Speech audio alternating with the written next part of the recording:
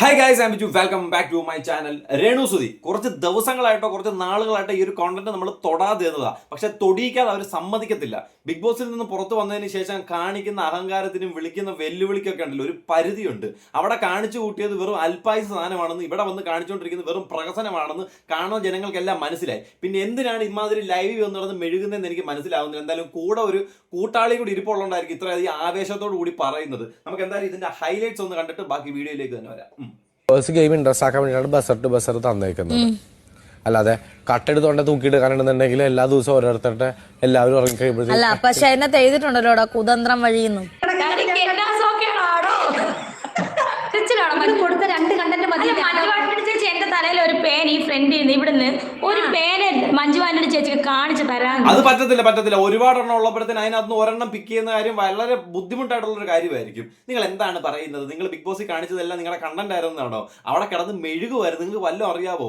നിങ്ങൾക്ക് ഈ പറയുന്ന സുധി ഫാമിലി അല്ലാതെ വേറെ ഒരു കണ്ടന്റ് നിങ്ങൾക്ക് അറിയത്തില്ല. വേറൊരു സാധനത്തിൽ കൈവയ്ക്കാൻ അറിയത്തില്ല. വേറൊരു സാധനം തൊടാൻ നിങ്ങൾക്ക് അറിയത്തില്ല.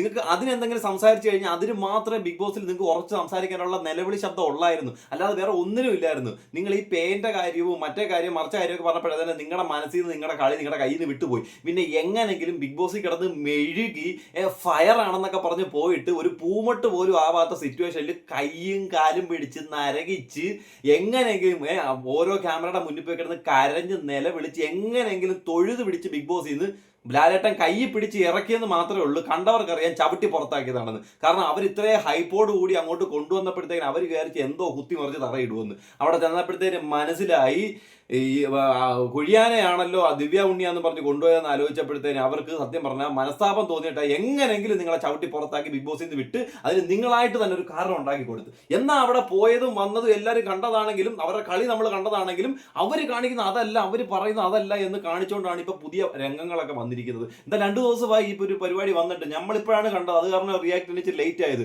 വീഡിയോ ഇഷ്ടപ്പെടുവാണെന്നുണ്ടെങ്കിൽ ലൈക്ക് ചെയ്യുക, സബ്സ്ക്രൈബ് ചെയ്യുക, കമന്റ് ചെയ്യുക. പിന്നെ ഹൈപ്പ് കൊടുക്കാനുള്ളവരെല്ലാം കൃത്യമായിട്ട് എൻ്റെ വീഡിയോയ്ക്ക് താഴെ ഹൈപ്പും കൊടുത്തോണം. അപ്പൊ നമുക്ക് അധികം ദീർഘിപ്പിക്കാതെ ഇവർ രണ്ടുപേരും കൂടെ ഉള്ള ഒരു കൊളാബറിക്കേഷൻ കാണാം. കൂടെ ഇരിക്കുന്ന സജീന ഇവർ അവിടെ പോയപ്പോഴത്തേനും ഇവിടെ കിടന്ന് PR വർക്കൊക്കെ ചെയ്തുകൊണ്ടിരുന്ന് ഇങ്ങനെ ഹൈപ്പിലേക്ക് കൊണ്ടുപോയിട്ട് ഒറ്റയടിക്ക് താഴോട്ട് കൊണ്ടുവന്ന ഒരാളെ ഒന്ന് കണ്ടുവരാം. രേണു കണ്ടന്റ് കൊടുക്കുന്നില്ല ബീന ആന്റണി കിടന്നോ ബീന ആന്റണിയാ? കോമഡി ആയിരിക്കും ചിലപ്പോൾ ഉദ്ദേശം. ഓക്കെ അതിനിപ്പോ സായികുമാറൊക്കെ വിഷയമാവും കേട്ടോ, ആവശ്യമില്ല അതൊക്കെ പറഞ്ഞു കഴിഞ്ഞാൽ. ബീന ആന്റണി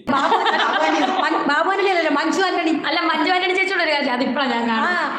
മഞ്ജു ആന്റണി ചേച്ചി കരച്ചിലാണ്. കൊടുത്ത രണ്ട് കണ്ടന്റ് മതി. മഞ്ജു ആന്റണി ചേച്ചി എന്റെ തലയിൽ ഒരു പേൻ ഈ ഫ്രണ്ട് ഇവിടുന്ന് ഒരു പേന മഞ്ജു ആന്റണി ചേച്ചിക്ക് കാണിച്ചു തരാന്ന്. മഞ്ജു ആന്റണി ചേച്ചി ഞാൻ 1000 രൂപ ഇപ്പൊ തരാം. ചേച്ചി അത് കാണിച്ചു തന്നു. അയ്യോ ചേച്ചി, 1000 രൂപയൊന്നും വേണ്ട. നമുക്ക് പൈസയുടെ ആവശ്യമൊന്നുമില്ല. നമ്മളായിട്ട് കാണിച്ചു തരുന്നില്ല. ചേച്ചിയായിട്ട് തന്നെ ബിഗ് ബോസിനകത്ത് കാണിച്ച് തന്നിട്ടുള്ള ഒരു ശകലം ഞാൻ കാണിച്ചിട്ട് അതിനകത്തോട് നിങ്ങൾക്ക് മനസ്സിലാക്കാൻ പറ്റുമെങ്കിൽ മനസ്സിലാക്കുക. കൂടെ ഇരുന്ന് നെവിൻ സംസാരിക്കുന്നുണ്ട്. പക്ഷെ ചേച്ചിക്ക് സംസാരം ഒന്നും കേൾക്കാൻ യാതൊരു താല്പര്യമില്ല. ചേച്ചി ബിസി ലൈഫില്ല. നോക്ക്. ഞാൻ പറയാം, മണ്ടൻ ഗെയിം പറയുന്നത് ബസ് എന്ന് പറയുമ്പോൾ അതിനൊരു ടൈം ഉണ്ടല്ലോ. ചൊറിച്ചില് ഈ ചൊറിയുന്നത് പേനയല്ല, മുടി ഫിറ്റ് ചെയ്തിരിക്കുന്ന പശ ഇളക്കുക. അയ്യോ, ഇതാണ്ടാണ്ട് ആ കട്ടിലിന്റെ സൈഡിലോട്ട് വെച്ച് നഖം വെച്ച് ഇങ്ങനെ ആക്കുന്നു. അതൊന്നും വേറുമല്ല, പശ ഇളക്കി കട്ടിലിൽ തേക്കുന്നു. ഒരെണ്ണം കഴിഞ്ഞ് രണ്ടാമത്തത് വീണ്ടും എടുക്കുന്നുണ്ടോ? രണ്ടാമത്തത് വീണ്ടും കൈ അങ്ങോട്ട് കയറ്റി അങ്ങ് തപ്പി എങ്ങനെങ്കിലും ഒരു സൈഡിൽ നിന്ന് 1 or 2 പേന ചേച്ചി തപ്പി എടുക്കും. ഈ എടുക്കുന്നത് ഒന്നും പേനല്ല, ചേച്ചിയുടെ കളിയാണെന്ന്. ഈ കൈ കണ്ടോ ഇങ്ങനെ വെച്ചിരിക്കുക, പിടിച്ച കൈ കണ്ടോ ഇങ്ങനെ കയറ്റി വെച്ചിരിക്കുക. ഇങ്ങനെ കയറ്റി വെച്ചിട്ട് വേണം, ആരും കാണരുതല്ലോ. ചുറ്റും നോക്കുന്നുണ്ട്, ആരെങ്കിലും നോക്കുന്നുണ്ടോ, ആരെങ്കിലും പറയുന്നുണ്ടോ. പക്ഷെ ക്യാമറയെ മാത്രമേ ചേച്ചി നോക്കാതെ. അപ്പൊ കണ്ടോ, ഒരു പേൻ എടുത്തിട്ട് ഒരാൾ നടന്നുപോയി. അപ്പോഴത്തേക്കിന് അത് നൈസായിട്ട് അന്ന് അവോയ്ഡ് ചെയ്ത് ആ പേനെടുത്ത് ഇപ്പുറത്തെ കയ്യിലോട്ട് പിടിച്ചത് പശയാണ്. ഇത് വെറും പശയാണ്. 1000 രൂപയൊന്നും വേണ്ട. നാണമില്ലാതെ പശ എടുത്ത് കട്ടിലിന്റെ സൈഡിൽ തേച്ച് വെക്കുന്നുണ്ടോ, പൊട്ടിക്കുന്നത് കണ്ടോ, കൊല്ലുന്നുണ്ടോ, വീണ്ടും അടുത്ത കൈ വെച്ച് പിടിക്കുന്നത് കണ്ടോ. ഇതാണ് ചേച്ചി ബിഗ് ബോസിനകത്ത് കാണിച്ചുകൊണ്ടിരുന്നത് നിങ്ങളുടെ പേങ്കളി. പേനും നിങ്ങളും തമ്മിലുള്ള ഒരു അഗാധമായ പ്രണയത്തെയാണ് നിങ്ങൾ ബിഗ് ബോസിനകത്ത് നമുക്ക് കാണിച്ചു തന്നത്. പിന്നെ അവിടെ അത് കാണിച്ചിട്ട് ഇവിടെ വന്ന് കിടന്ന് തൂറി മെഴുകുന്നതൊക്കെ കണ്ടു കഴിഞ്ഞാൽ ഉണ്ടല്ലോ, സത്യം പറഞ്ഞാൽ എച്ചിലിനെക്കാട്ടിലും കഷ്ടമായിട്ടുള്ള പരിപാടി നിങ്ങൾ കാണിച്ചുകൊണ്ടിരിക്കുന്നത്. ഇനി ബാക്കിയുള്ള കേട്ട് നോക്കാം. മഞ്ജു ആന്റണി ചേച്ചി ഞാൻ 1000 രൂപ ഇപ്പൊ തരാം. ചേച്ചി അത് കാണിച്ചു തന്നു. ഇപ്പൊ കമന്റ് പോലും അവരുടെ തലേന്ന് പേ കയറുമ്പോ പേരെന്നാ പറഞ്ഞ മഞ്ജു ചേച്ചി തലേന്ന് നല്ല പേരെടുക്കുന്നത് വേറെ ഇടന്നാണ്ടാന്ന് പേരല്ലേ. നമുക്ക് എല്ലാവർക്കും പേൻ അറിയാം, പേൻ എന്താണെന്നും അറിയാം. പക്ഷെ പേൻ പിടിക്കാനായിട്ട് 24 മണിക്കൂർ ഇരിക്കുകയും അല്ലെങ്കിൽ ഒരു ജോലിക്ക് ആളെ വെച്ച് തല നോക്കാനായിട്ട് ഇരിക്കുന്ന സിറ്റുവേഷൻ എന്തായാലും ആർക്കും ഉണ്ടായിട്ടില്ല. ഞാൻ പറഞ്ഞ മജ്ലിസ് തലേന്നല്ല പേരെടുക്കുന്നത്, വേറെ ഇടന്നാണ്ടാന്ന്. തലയിലുള്ള നല്ല നിങ്ങൾ നാണം കെടുത്തുന്നതായിട്ടാണ് നിങ്ങൾ ഉദ്ദേശിച്ചിരിക്കുന്നത്. എന്നാൽ സ്വന്തമായിട്ട് നാണം കെട്ടുകൊണ്ടിരിക്കുകയാണെന്ന് നിങ്ങൾക്ക് മനസ്സിലാവുന്നില്ല. HL+H നമ്മൾ നേരല്ല പൊന്നു മക്കള് നമ്മളോட ആറ്റിറ്റ്യൂഡാണ് ഇങ്ങനെ നമ്മളിങ്ങനെ നമ്മുടെ ആറ്റിറ്റ്യൂഡാണെന്ന് പേരെടുക്കുക. ഓരോരുത്തർക്കും ഓരോ ആറ്റിറ്റ്യൂഡാ. ഇങ്ങനെ ഇരിക്കും, ചിലപ്പോൾ കൈയൊക്കെ പൊക്കി വെച്ചിരിക്കും, ചിലപ്പോൾ സ്റ്റൈലിലൊക്കെ ഇങ്ങനെ ഇരിക്കും, ചിലപ്പോൾ ഇങ്ങനെ ഇരിക്കും. ഇതൊക്കെയാണ് ആറ്റിറ്റ്യൂഡ്. അല്ലാതെ ഇത് ആറ്റിറ്റ്യൂഡ് എന്നല്ല, അടിച്ചടിച്ച് കുലിക്കാൻ പറയുമായിരിക്കും. അത്രേ ഉള്ളൂ. നമ്മൾ അവിടെ അഭിനയിക്കാൻ പോയതല്ല, ഞാനായിട്ട് ജീവിക്കാൻ പോയതാണ്. അപ്പൊ ചിലപ്പോ ഇങ്ങനെയൊക്കെ കാണിച്ചെന്നിരിക്കും. എതിരെ ഇട്ട ബിഷപ്പിന്റെ വീഡിയോയ്ക്ക് ഞാൻ മെൻഷൻ ചെയ്ത വീഡിയോ ഇട്ടില്ലേ? ബിഷപ്പല്ലേ ചേച്ചി? ബിഷപ്പല്ല ചേച്ചി, വിശപ്പാമ്പെന്ന്. ഈ വിശപ്പാമ്പ് കൊടുത്ത സ്ഥലത്തിനകത്താണ് ഈ പരിപാടി നടത്തുന്നതും ഈ പരിപാടി കഴിഞ്ഞ് എന്നിട്ട് അവിടെ പോയി കൊതോ കുത്തി കിടന്ന് ഉറങ്ങുന്നതും അയാൾ കൊടുത്ത സ്ഥലത്തിനകത്താ. അത് മറന്നു പോരുത്. അപ്പൊ പിന്നെ വിശപ്പായിട്ടോ അല്ലെങ്കിൽ വിശപ്പാമ്പായിട്ടോ നാഗമായിട്ടോ ഒക്കെ തോന്നിയേക്കാം. കാരണം കയ്യിലിരിപ്പ് അങ്ങനല്ലേ. അതന്നെ ഞാൻ പറഞ്ഞ ആ ബിഷപ്പ് ഇന്നലെ ആ സ്റ്റേഷന്റെ പേര് തൃക്കൊടുത്താനം നല്ല തൃക്കൊടുത്താനം പോലീസ് സ്റ്റേഷനിൽ കൊണ്ടുവന്ന് എൻ്റെ പേർക്ക് പരാതി കൊടുക്കും. അപ്പോൾ ഇന്ന് ഞാൻ എന്തായാലും ഇവിടെ വരുമായിരുന്നു. അപ്പോൾ എന്നെ വിളിച്ചപ്പോൾ ഞാൻ അവിടെ ഇവിടെ പോയിട്ടാണ് വന്നത്. വന്നിട്ട് അച്ഛൻ്റെ ബിഷപ്പിൻ്റെ സംഗതി എന്താണെന്ന് വെച്ചാൽ അങ്ങനെ ഞാൻ സോഷ്യൽ മീഡിയ വഴി അപമാനിക്കുന്നു എന്ന്. അതുകൊണ്ട് ഞാൻ മാപ്പ് പറയണം. ഞാൻ പറഞ്ഞു ശരി, ഞാൻ അച്ഛൻ ചെയ്ത വീഡിയോ എടുത്ത്. നിങ്ങൾ രേണുസുധിയുടെ വേറൊരു വീഡിയോ കണ്ടു കാണുമായിരിക്കും. രേണുസുധി ഇങ്ങോട്ട് പോകുന്നതിന് ബിഷപ്പിന്റെ അടുത്ത് എന്നിട്ട് ഒരു തൊഴുത് പറഞ്ഞുകൊണ്ട് അനുഗ്രഹമൊക്കെ മേടിക്കുന്ന വീഡിയോ ഒക്കെ. ആ അനുഗ്രഹം മേടിച്ചിട്ടാണ് ഇവിടെ വന്നിരുത്തിട്ട് തിരിഞ്ഞു കൊത്തുന്നത്. നമ്മൾ പറഞ്ഞല്ലോ, ഒരു 9 മാസം ബിഗ് ബോസുമായിട്ടുള്ള എഗ്രിമെന്റ് അങ്ങോട്ട് കഴിയുമ്പോഴത്തേക്ക് ബിഗ് ബോസിനെ വിളിക്കും, ബിഗ് ബോസിന്റെ തന്തയ്ക്ക് വിളിക്കും, മൂൺലൈറ്റ് അവരെ വിളിക്കും, ഏഷ്യാനെ വിളിക്കും, ലാലേട്ടനെ മുത്തിക്ക് വരെ എവിടെ വിളിക്കും. നിങ്ങൾ നോക്കിക്കോ, അവസാനം ലാലേട്ടൻ വരെ ഇരുന്ന് വരാവും. ടെൻഷൻ ചെയ്താണ് ഞാൻ വീഡിയോ ഇട്ടിട്ടുള്ളത്. അല്ലാതെ ഞാൻ നിങ്ങളുടെ വീട്ടിൽ വരികയോ ഒന്നും തട്ടിപ്പറിക്കുകയോ ഒന്നും ചെയ്തിട്ടില്ല. മാപ്പ് പറയണമെങ്കിൽ അച്ഛൻ ആദ്യം രേണുവിൻ്റെ അടുത്തും കുടുംബത്തിൻ്റെ അടുത്തും ചെയ്ത തെറ്റാണെന്ന് മാപ്പ് പറയാമെങ്കിൽ ഞാൻ മാപ്പ് പറഞ്ഞിട്ട് ഞാൻ ഇട്ട വീഡിയോ എല്ലാം ഡിലീറ്റ് ചെയ്ത് കളയാമെന്ന് പോലീസ് സ്റ്റേഷനിൽ ഞാൻ വാഗ്മൂലം എഴുതി കൊടുത്തിട്ടാണ്. അതെന്തായാലും നല്ല കാര്യമാണ്. പുള്ളി മാപ്പ് പറഞ്ഞേ പറ്റത്തുള്ളതേ. കാരണം പുള്ളിക്ക് കിട്ടിയ ഒരു 7 സെന്റ് സ്ഥലമാണ് നിങ്ങൾ ആ വീട് നിൽക്കുന്നത്. അപ്പൊ പുള്ളി കൊണ്ട് നിങ്ങൾ മാപ്പ് പറയിപ്പിക്കണം. എന്തിനാടാ മണ്ട ബിഗ് ബോസ് അല്ല, ബിഗ് ബോസ് അല്ല, എന്തിനാ പേര്? അച്ഛാ മണ്ടനല്ല, സോറി, ഞാൻ അറിയാതെ വിളിച്ചു പോയതാ. അച്ഛാ, ഞങ്ങളെ പോലെ ജനങ്ങളെ പറ്റിക്കുന്നവർക്ക് ഇതുപോലൊരു 7 സെന്റ് സ്ഥലവും അതിൻ്റെ നടുക്ക് മഴ കൊള്ളാതെ കിടക്കാനായിട്ടൊരു വീടും പണിയാനായിട്ട് ഉണ്ടാക്കി തന്നതിന് വേണ്ടിയിട്ട് ഒരു മാപ്പ് വേണേൽ നാണമുണ്ടെങ്കിൽ ഞങ്ങളോടും കൂടെ പറഞ്ഞിട്ട് പോടാ. നബിദിനം കഴിഞ്ഞോണ്ടാന്ന് തോന്നുന്നു ഇടയ്ക്കൊരു മാപ്പിളപ്പാട്ട് ടച്ച്. ഞാൻ ചെയ്ത് കളയേണ്ട കാര്യം ഞാൻ മെൻഷൻ ചെയ്തിട്ടിരിക്കുന്നത്. ഞാൻ അല്ലാതെ ഒന്നും ഇവർക്ക് ഉണ്ടായ വേദനയ്ക്ക് അതൊരു വേദനയല്ലേ? അച്ഛന് മാത്രമുള്ള വേദന, അച്ഛന് മാത്രമുള്ള അമ്മയും അച്ഛനും ഒക്കെ. ഈ രേണുസുയുടെ പേരിൽ ഈ ഇരിക്കുന്ന പാവം പിടിച്ച അച്ഛനും എന്ത് മാത്രം. അച്ഛന് മാത്രമല്ല, ബാക്കി എല്ലാവരും മറ്റേ തെങ്ങിനകത്ത് കായ്ച്ചു വന്നില്ലേ? എന്തൊക്കെയാണോ എന്താണെന്ന് പറഞ്ഞുകൊണ്ടിരിക്കുന്നത്. എന്തുമാത്രം മനസ്സ് വിഷമിക്കുന്നുണ്ടെന്ന് ആർക്കും അറിയുന്നുണ്ട്. പ്രതികരിക്കും. ഇനിയും എന്നെ കൈ വിലക്ക് വെച്ച് തൂക്കിക്കൊല്ലാൻ വിധിച്ചാലും ഞാൻ പ്രതികരിക്കും.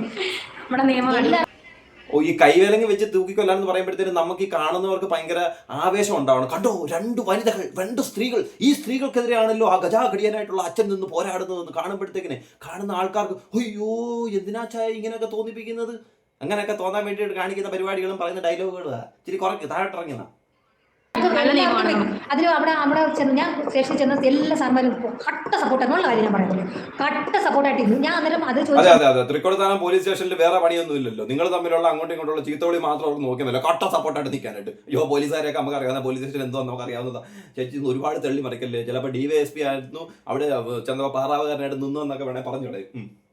പറഞ്ഞ അങ്ങനെ ഒരു മനുഷ്യൻ ഇങ്ങനെ കളിയാക്കാവുന്നു. ഞാൻ പറഞ്ഞു സാറേ ആ അച്ഛനിട്ട വീഡിയോ സാറ് കണ്ടു നോക്കി, സാർ ഇതെല്ലാം ഇതിനപ്പുറം പറയുന്നു പറഞ്ഞു. അപ്പൊ എന്തോ പറഞ്ഞ വീഡിയോ കാണിക്കും. ഞാൻ എന്താ മൊത്തം അഭിനയിച്ച് കാണിച്ചു. ഏതാ ചേട്ടാ ഞാൻ വന്നു ഇങ്ങനെ കാണിക്കുന്ന ഒന്നും തേങ്ങൊട്ടി ഇതൊക്കെ ഒരു പള്ളിദേശം കാണിക്കേണ്ടത്. ഇപ്പൊ മനസ്സിലായി.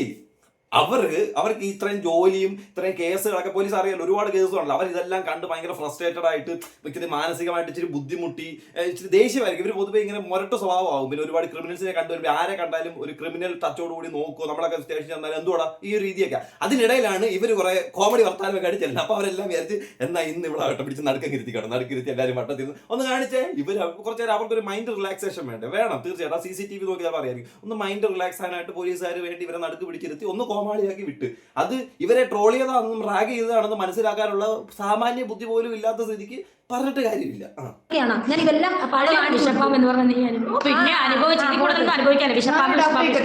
ഇതൊക്കെ ഈ പള്ളിയിൽ അച്ഛന്മാർ കാണുന്നില്ലേ? ഈ അച്ഛൻ ഇങ്ങനെ പറയുന്നത് എന്തുപേര് ഞങ്ങളുടെ അതാണ് അതിന്റെ ബാക്കിൽ നിന്ന് അശരീരി വരുന്നത്. എന്താ ക്യാമറയ്ക്ക് മുന്നിലേക്ക് വരും, അശരീരി മുന്നിലേക്ക് വരും, അതായിരിക്കും നല്ലത്.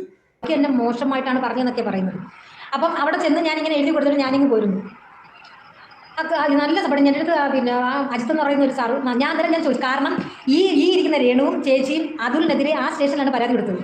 അപ്പൊ അത് പറയണ്ട, നാളെ കിടന്ന കാര്യം അതൊന്നും പറയണ്ടേ, അതൊന്നും പറയണ്ട. ഒന്നും ആയതൊന്നും ഇല്ല. അവര് ചുമ്മാ ഇവിടെ അങ്ങോട്ട് വണ്ടി കയറി പോയതിന്റെ ചെലവ് മാത്രമേ പോയുള്ളൂ, വേറെ ഒന്നും ഇല്ലായിരുന്നു. അവന് അത്യാവശ്യം സാമ്പത്തിക ലാഭം ഉണ്ടായെന്നാണ് എനിക്ക് പിന്നെ അതിനുശേഷം അറിയാനായിട്ട് സാധിച്ചത്. അതൊന്നും നമുക്ക് അതിനിടയിലായിട്ടൊന്നും നമ്മൾ പോയി ചെയ്യേണ്ട. അതുകൊണ്ട് തന്നെ ചേച്ചി അവിടെ സംസാരം നിർത്തിയത്. എന്തായാലും അച്ഛൻ കൊടുത്തിട്ടുള്ള പരാതി, മുഖ്യമന്ത്രി കൊടുത്തുള്ള പരാതിക്ക് പോലീസ് തന്നെ ഡയറക്റ്റ് അദ്ദേഹത്തിന് കൊടുത്തിട്ടുള്ള റിപ്ലൈയുടെ ഒരു കോപ്പിയൊക്കെ ഞാൻ ഇതിനകത്തൊന്ന് വെച്ചേക്കാം. പിന്നെ ഇവർ ഈ കിടന്ന് സംസാരിക്കുന്ന, ഈ കിടന്ന് കാണിക്കുന്ന കണ്ടിട്ട് നമുക്ക് ഒരു പുല്ല് വിലയായിട്ട് കാണിക്കാൻ പറ്റുന്നുള്ളൂ, അല്ലെ കാണാൻ പറ്റുന്നുള്ളൂ. കാരണം ഓൻ തോടി അവിടം വരെ ഓടാനാ, ആടിനെ കൊണ്ട് ആനയുടെ അത്രയും ദൂരം നടക്കത്തില്ല. ആ സംഭവം ഇവിടെ കാണിച്ചുകൊണ്ടിരിക്കുന്നത്. അപ്പോൾ ശരി എന്ന്.